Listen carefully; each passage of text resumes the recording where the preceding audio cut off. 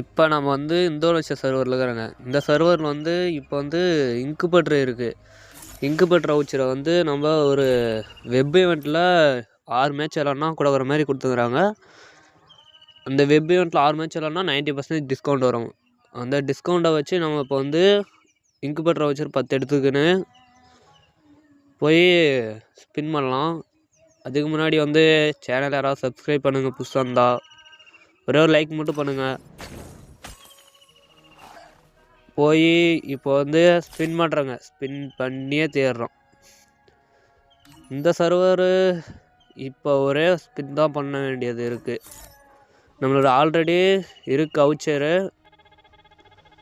First ஸ்பின்னில் என்ன ஆகலாம்? First போடு ப்ளூ பிரிண்ட் 1 ஏகேக்கான ப்ளூ பிரிண்ட் விழுந்துருச்சு. அவ்வளோதான். அது மிச்சம் என்ன கொடுக்க மாட்டான்னு தெரியும். இப்போ வந்து நம்மளுடைய ஏகேக்கான 2 ப்ளூ பிரிண்ட்டு மொத்தம் 4 ஸ்டோனுக்கு இது.